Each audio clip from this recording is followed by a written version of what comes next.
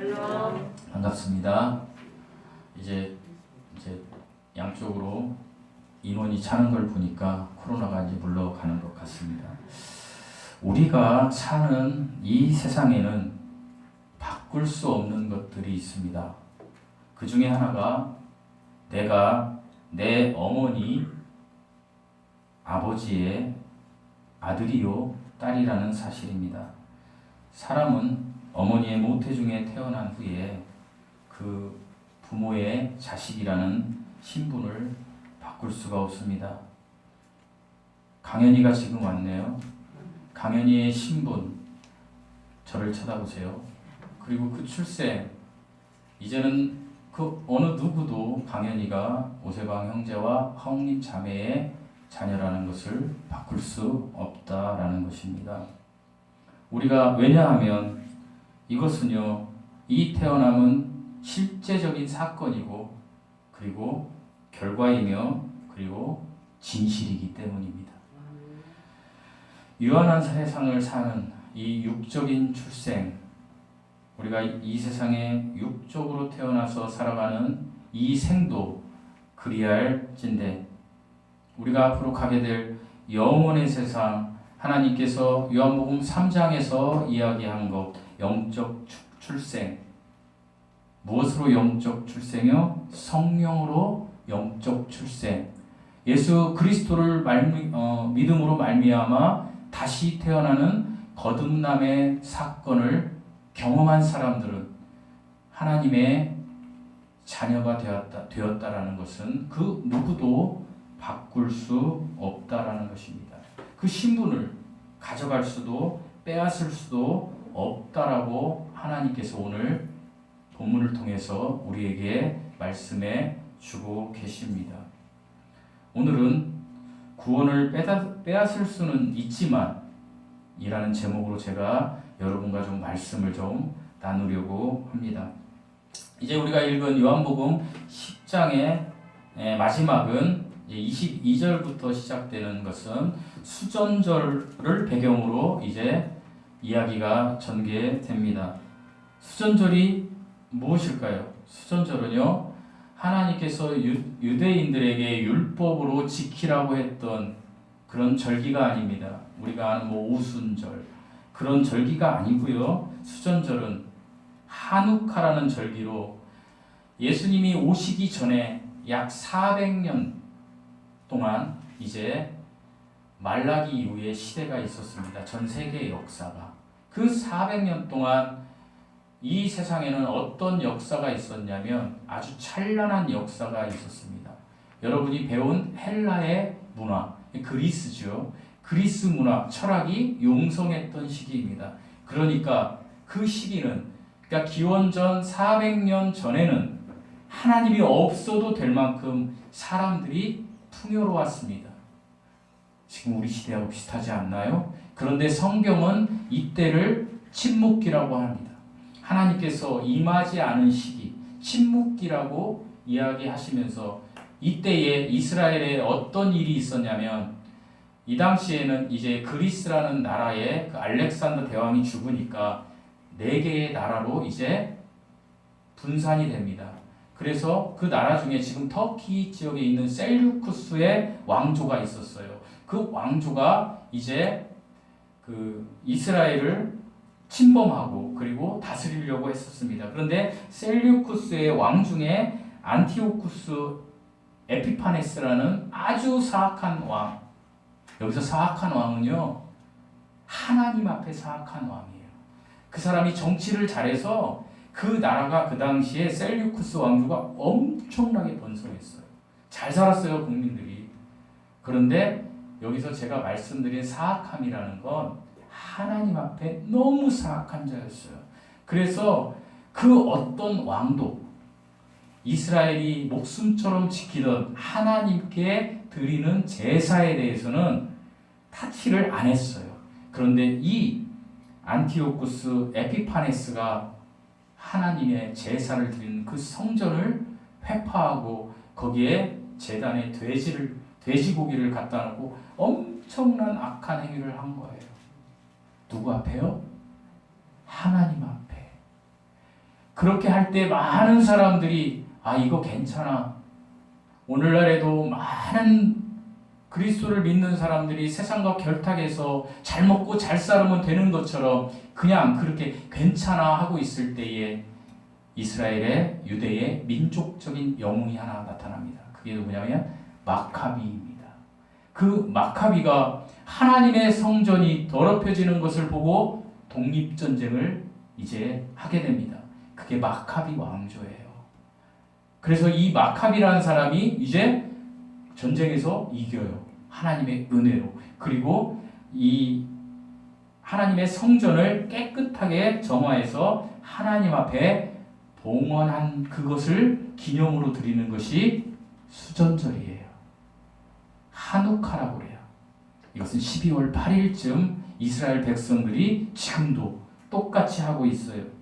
그러니까 이 수전절은 오늘날 우리로 말하면 하나님 앞에 우리들이 인간적으로 지은 그 인간적인 하나님 앞에 하나님의 자녀로서 살지 못하는 그 더러운 죄들을 하나님 앞에 내려놓고 회개하는 것을 상징한다라고 이해하시면 되겠습니다. 계속해서 이야기를 전개해드리겠습니다. 오늘 성경 본문을 읽은 이야기를. 이제 예수님이 23절에 보면 우리 23절 한번 읽어보실까요? 23절 시작.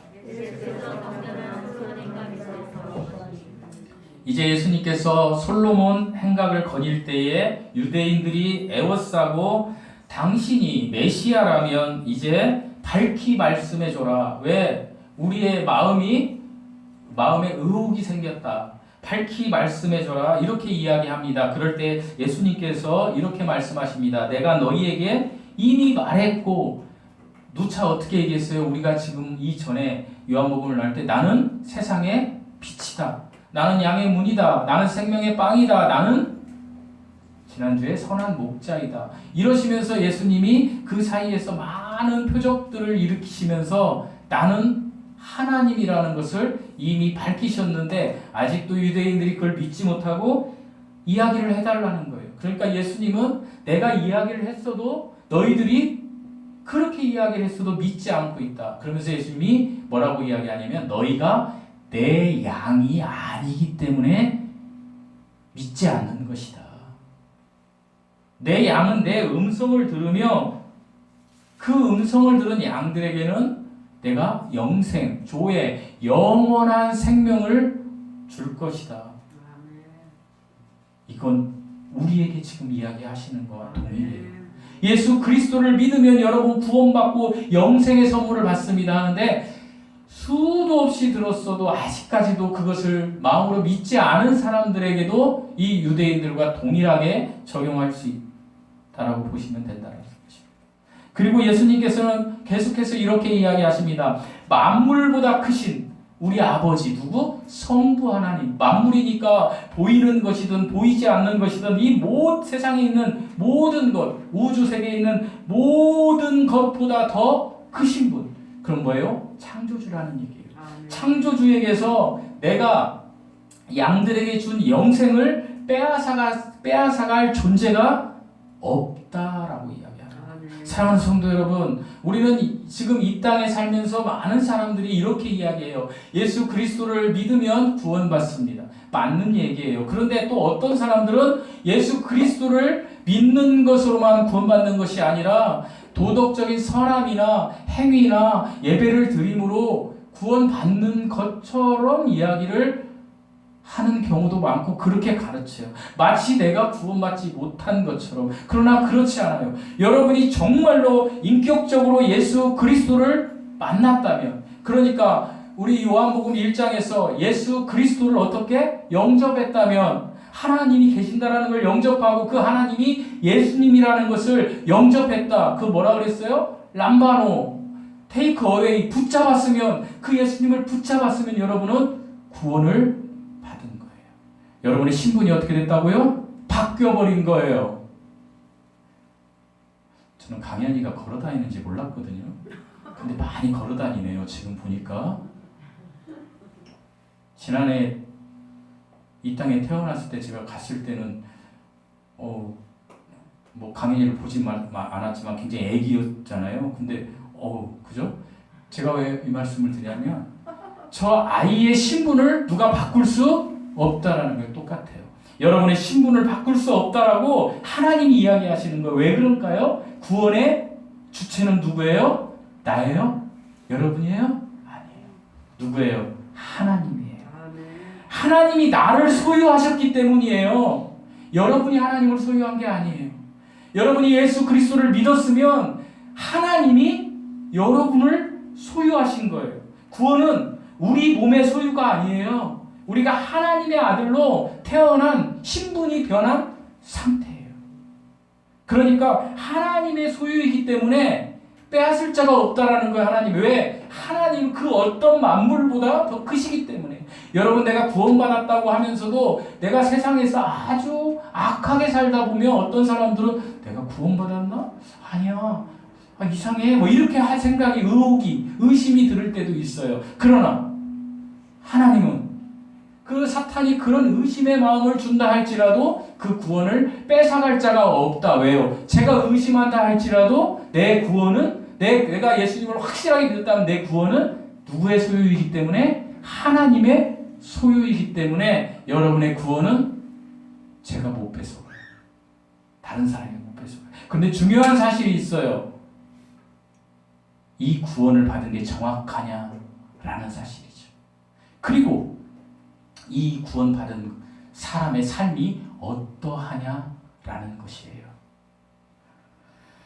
그러시면서 예수님께서는 계속해서 이런 말씀을 하십니다. 10장 28절 한번 읽어보시겠습니다. 시작.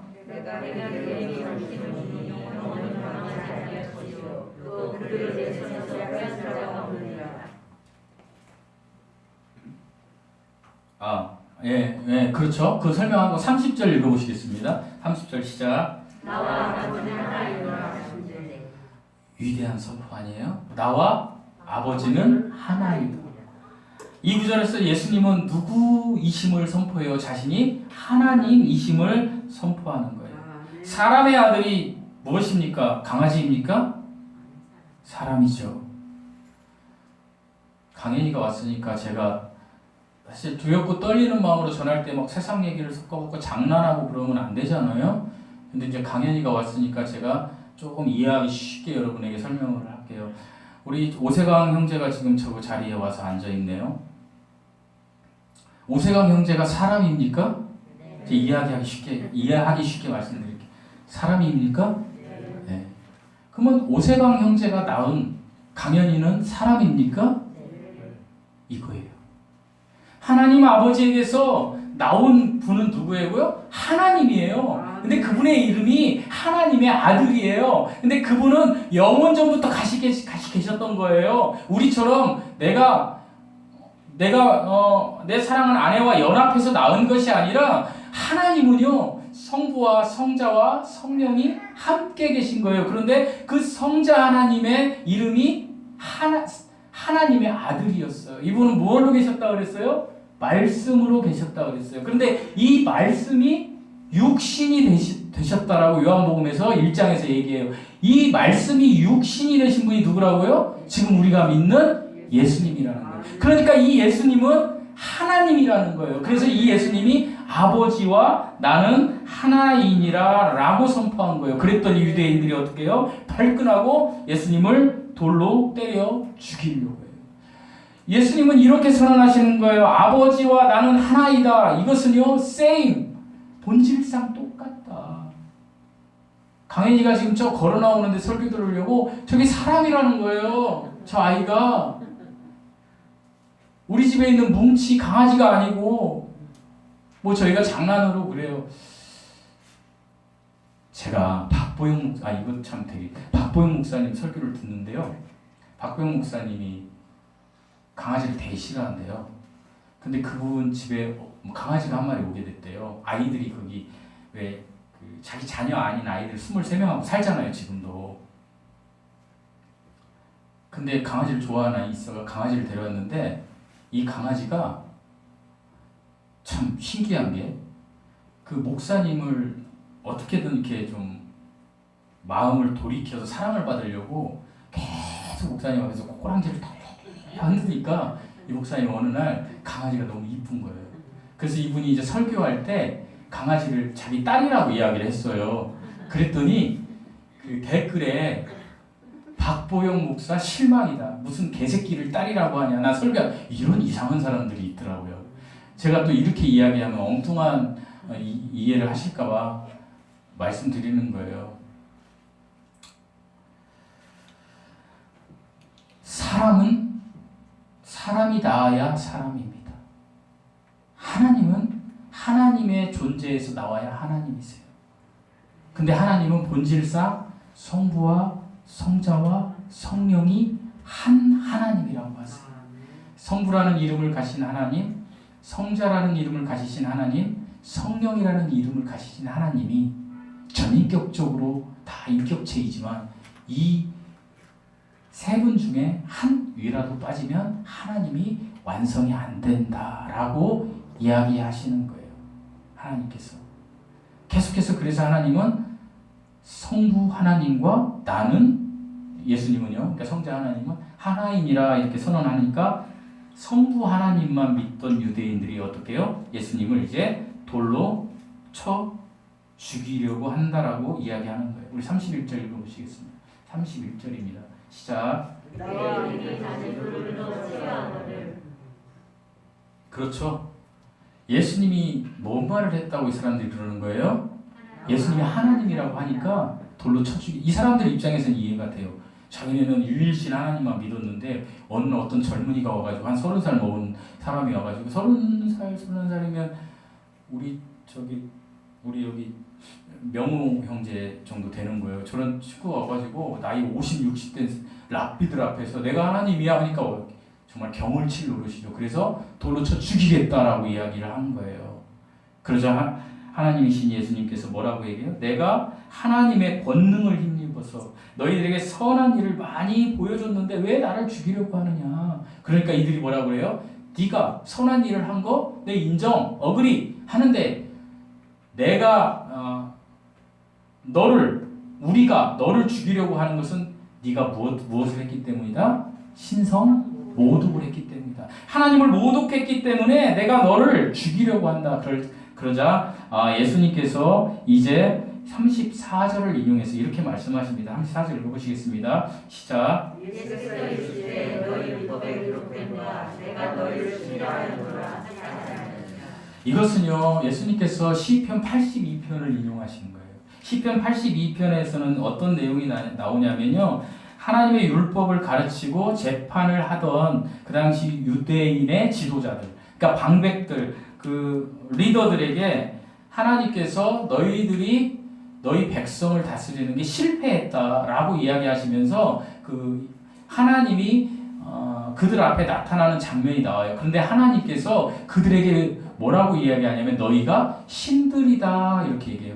그러니까 여러분 하나님도 신이고 어떤 세상 신도 신이고 이런 신들을 이야기하는 게 아니라 하나님이 그 당시에 이스라엘의 지도자들을 신들이다. 그러니까 하나님의 자녀를 신들이라고 인정을 해주신 거예요. 그런데 니네들한테 내가 가난한 사람과 과부를 이렇게 케어하라고 너희들에게 많은 것을 주었는데 너희들이 그렇게 하지 않았다라고 하나님께서 징계하는 장면이 나와요. 그런데 이 장면을 이용해서 예수님께서 지금 그렇게 이야기하시는 거예요. 하나님의 말씀이 임한 자들, 하나님의 말씀을 받은 자들, 그러니까 여기에서는 유대인의 지도자들이에요. 그 지도자들도 하나님이 신들이라고 인정했다라는 거예요. 그런데 하물며 하나님께서 거룩하게 하셔서, 거룩은 뭐예요, 여러분? 거룩한 삶을 살아라 할 때 거룩은 분별된 삶을 살아라는 거예요. 우리가 거룩하라고 분별이에요, 분별. 그러니까 세상과 하나님의 말씀과 분별된 삶을 사는 것이 거룩이에요. 그런데 이 거룩하게 하셔서 이 땅에 보내신 하나님, 예수님을 너희들이 뭐라고 한다? 신성 모독이라고 하는데 이게 말이 되느냐? 인간인 하나님의 말씀이 임한 자들에게도 하나님이 신들이라고 했는데 하물며 이렇게 하나님이 거룩하게 하사 세상에 보내신 하나님의 아들, 지금까지 많은 기적을 베풀고 계속해서 유대인들에게 내가 누구다? 하나님이라고 이야기한 성자 하나님을 하나님이라고 인정하지 않고 신성 모독이라고 하는 너희들 어찌 그런 이야기를 할 수 있느냐라고 이야기하시면서 그러시면서 예수님이 이렇게 얘기하세요. 이렇게 얘기하셔요. 우리 38절 읽어보실게요. 38절 시작. 내가 너희 나를 믿지 아니할지라도 그 이름을 빌어라. 그러면 너희가 내 아버지께서 내가 내주시고 내가 아버지한테 있을 때가 알리라. 내가 그렇게 얘기했어도 너희들이 내가 양의 문이고 내가 세상의 빛이고 내가 영원 전부터 말씀으로 하나님 성부 하나님과 계셨고 이렇게 했는데도 너희들이 믿지 못하니 그럼 좋아. 내가 지금까지 요한복음 지금까지 10장 전에서 일으켰던 기적들이 많잖아요. 물로 포도주를 만든 거, 그 다음에 병자를 고친 거, 5,000명을 먹이신 거, 이런 무수한 사건들을 통해서 그 하는 일을 통해서라도 믿으라는 거예요.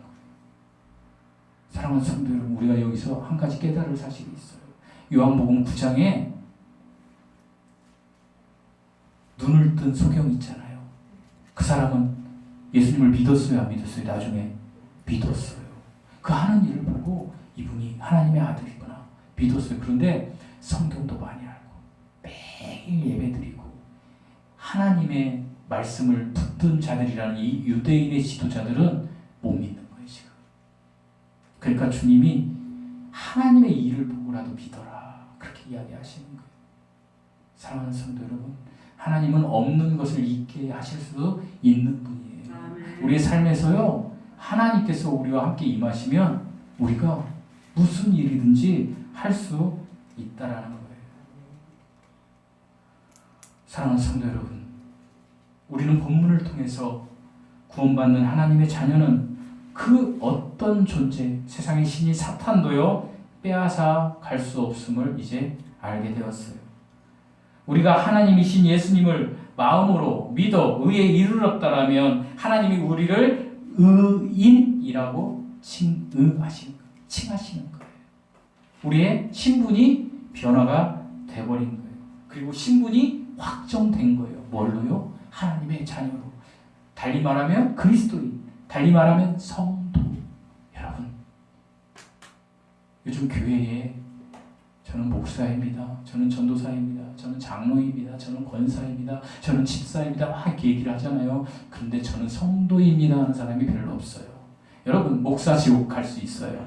여러분, 전도사 지옥 갈 수 있어요. 여러분, 장로 지옥 갈 수 있어요. 여러분, 집사도 지옥 갈 수 있어요. 여러분이 10년, 20년 예배드리고 교회 생활해도 지옥 갈 수 있어요. 성경 이야기예요. 그런데 지옥에 안 가는 존재가 하나 있어요. 성도예요. 여러분, 성도가 되고 싶지 않으세요? 우리 다 함께 이렇게 한번 해볼까요? 나는 성도다. 나는 성도이다. 이거 다른 교회 가서 얘기하면 신경질 낼걸요? 이게 신분이 뭐 하락되는 것 좀 아니에요. 여러분, 우리는 성도의 모습으로 예수님 앞에 가게 되는 거예요. 그런데 이 예수님이 네가 정말로 인격적으로 나를 믿었으면 이 성도라는 신분은 결코 바뀌지 않는다. 세상의 수많은 일들은 변하고 그것을 사단이 빼앗아갈 수 있어요. 우리의 물질 빼앗아갈 수 있어요. 정말로 행복한 가정에서 자란 자녀가 행복하게 살다가 그의 부모를 빼앗아갈 수도 있어요. 사랑스러운 내 자녀를 빼앗아갈 수 있어요. 이 세상에 있는 것은 사탄이 빼앗아갈 수 있어요. 내 부모, 내 자녀, 이 세상에서 빼앗아갈 수 있어요. 너무 사랑했는데 어찌 이럴 수 있어요? 라고 이야기하며 애곡해도 빼앗아갈 수 있어요. 헤어질 수 있다라는 거예요. 이별할 수 있다라는 거예요. 그런데 우리가 사단이 우리를 유일하게 빼앗아갈 수 없는 것은 성도라는 신분이에요. 왜냐하면 그것은 우리가 예수님을 믿을 때에 누구의 소유가 되었기 때문에 하나님의 소유가 되었기 때문에. 그렇다면 이 하나님의 소유가 된 성도의 삶은 어떤 모습이 나타날까? 이게 중요해요, 여러분. 이것을 잠시 이야기하고 말씀을 마칠게요. 은혜로 구원받는 것은 은혜예요. 예수 그리스도의 보혈의 피를 믿음으로 우리가 구원받아요. 그런데 이 구원받은 사람에게서 반드시 나와야 될 특징이 있어요. 사람으로 태어나면 뭐예요? 엄마 품에서 엄마 젖을 먹다가 또 어떻게 돼요? 저렇게 강행이처럼 걸어 다니다가 지금 엄마 속을 엄청 속이면서 왔다 갔다 하는데 어쨌든 자라가요. 특성이 누구답게 자라가요? 사람답게 자라가요. 그럼 우리가 예수 그리스도를 믿어서 구원받았으면 우리는 누구답게 자라가야 돼요? 예수님답게 자라가야 돼요. 그런데 나 구원받았어. 나는 예수님 믿어서 입술로는 해요. 그런데 예수님답게 삶이 전개되지 않는 사람은 예수님을 믿지 않았을 확률이 상당히 높다라는 거예요. 그래서 이것을 두렵고 떨리는 마음으로 지금부터 들으셔야 돼요. 사람이 하나님으로부터 구원을 받으면 반드시 삶의 열매인 행위가 나오는 거예요. 그러니까 우리가 선한 행위를 통해서 구원받는 것이 아니고요. 구원을 받았으면 반드시 예수님의 모습이 우리에게서 나와야 한다는 거예요. 하나님은 마태복음 5장 16절에서 이렇게 이야기하셨잖아요. 너희 빛이 사람 앞에 비치게 하여 그들로 너희 어떤 행실을 착한 행실을 보고 하늘에 계신 너희 아버지께 영광을 돌리게 하라. 그러니까 우리가 예수님을 믿었으면 예수님 믿는 사람의 모습이 우리에게서 나와야 된다는 거예요. 그것을 다른 말로 착한 행실이라고 표현하신 거예요. 그렇게 우리는 우리의 욕구대로, 우리의 마음대로, 우리의 정욕대로 절대 살아갈 수 없다라는 거예요. 여러분, 예수님을 믿은 사람은 변해야 돼요. 완전히 변해야 돼요. 마태복음 18장 8절에서 9절에서는 하나님은 손발을 베어버리고 눈을 다 뽑아버리는 한이 있더라도 너희가 영생에 들어가서 천국문에 들어가는 것이 더 중요하다라고 이야기하세요. 우리가 두 눈이 있고 두 팔이 있고 두 손이 있고 두 발이 있어도 그걸 가진 채 죄를 짓다가 지옥에 가는 것보다 그것이 다 없어져도 너희가 천국에 가는 것이 더 중요하다. 주님이 그렇게 계속해서 우리에게 이야기하시면서 너희가 정말 죄와 상관없이 구별된 삶을 살기를 내가 원한다. 그래서 주님께서 내가 거룩하니 너희도 거룩해라 라고 이야기하시는 거예요. 그런데 우리가 그런 삶을 살 수 있어요? 없어요? 없어요. 우리는 돌아서면 죄를 짓는 존재들이에요. 우리는 그런 나약한 존재들이에요. 우리는 그런 교만한 존재예요. 내가 하나님으로부터 뭔가를 받으면 우쭐대요. 내가 세상에서 부유해지면 우쭐대요. 그게 우리의 모습이에요. 그래서 하나님은 이 시간 저와 여러분에게 너가 그러는 것을 잘 알기 때문에 네가 항상 어디에 너에게 능력이 없으므로 너는 항상 회개의 자리에 들어가라는 거예요. 사랑하는 성도 여러분, 우리 기도를 합니다. 기도를 할 때 우리는 어떻게 기도를 합니까? 하나님 아버지, 우리 생각에서 나오는 기도하지 않나요? 여러분 그렇게 기도하시죠? 여러분 자녀를 위해서 기도할 때도 하나님 아버지 우리 누구가 시험을 합격하게 되시고 하나님 아버지 누가 병자를 고치고 물론 이런 기도도 중요해요. 그런데 더 중요한 게 있어요. 우리가 하나님의 임재 속에 들어가서 성령 안에서 기도하는 것이 더 중요한 거예요. 그러니까 우리의 생각과 우리의 기억이 다 없어져 버리는 거예요. 그런데 이런 기도를 하게 되면 우리는 정말 놀라운 영적 세계에 들어가게 돼요. 그런데 이런 기도를 하려면 첫 번째 여러분이 어떻게 해야 되는지 아세요? 회개해야 돼요. 여러분 우리의 그릇이 더러우면 절대적으로 하나님이 임하지 않으세요. 그래서 우리가 회개해야 된다는 그래서 회개를 이야기하는 거예요. 여러분 회개가 나쁜 게 아니에요. 여러분 지금 자리에서 회개해야 돼요. 저도 회개해야 돼요. 여러분 내가 하나님 앞에 하나님처럼 살지 못했던 거 예수님답게 살지 못했던 걸 회개해야 돼요. 여러분 그럴 때 하나님의 보좌를 움직일 수 있어요. 아멘. 저와 여러분이 성령이 임하는 기도 한번 해보고 싶지 않나요? 주야 울컥하가 이게 아니고요. 내가 고요한 속에 있어도 성령께서 나를 만져주시는 게 느껴지는 그런 기도하고 싶지 않으세요? 회개하세요. 두 번째, 여러분의 삶의 주파수를 하나님께 맞추세요. 무슨 일을 하든지 간에 예전에 저희 어머니가 좀 아프셔서 교회를 못 오시는데 우리 어머니는요 이제 차를 가다가 차가 급정거하면 우리는 되게 뭐라 그래? 차가 급정거했다 샥 하면 우리 뭐라고 합니까? 시작?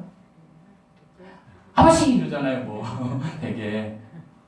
근데 우리 어머니는 항상 아이고 하나님 하셨어요. 여러분 하나님의 주파수를 맞추는 거예요. 첫 번째 뭐 해야 하라고요? 회개하세요. 그 다음에 두 번째, 하나님께 회개했으면 하나님께 주파. 하나님, 제가 지금 이 일을 하려고 그래요. 하나님, 제가 오늘 교회에 가요. 하나님, 제가 이 사업을 하려고. 성령님, 뭐 제가 어떻게 해야 되나. 이렇게 두 번째 하시라는 거예요. 그리고 세 번째, 고요한 속에서 하나님의 말씀을 묵상하셔야 돼요. 여러분, 두 번째까지만 하고 세 번째 것을 안 하면 여러분 헛것부입니다. 헛것봐요. 그래서 하나님의 말씀의 줄기는 하나인데 헛것이 많은 거예요. 예. 제가 만나는 목사님들 보면 헛것 보는 목사님이 좀 있더라고요. 그런 분들은 성경에 자기가 유리한 것만 빼내요. 금식. 그럼 배고프잖아요. 여러분, 배고프면 어떻게 되는지 아세요? 현기증이 일어나가. 여러분 예전에 학교 다닐 때 조회 시간에 이렇게 물방울처럼 보이는 거 보이시죠? 그렇게 돼요. 그러면 헛것 보다가 막 소리내면 감정이 이입돼가지고 사단이 주는 거 얼른 따먹어요. 그렇게 하시면 안 돼요. 회개하고 그 다음에 성령 하나님과 대화하고 주파수를 맞추고 세 번째, 하나님의 말씀을 묵상해야 돼요. 그래서 이 말씀의 검으로 계속해서 기도해야 돼요. 그럴 때 하나님께서 저와 여러분의 삶을 지배하시고 우리가요 엄청난 일을 할 수가 있어요. 이렇게 한번 해보고 싶지 않습니까? 저는 해보고 싶어요. 우리 같이 이렇게 하자고요. 여러분의 구원은 뺏어갈 수 있다 없다?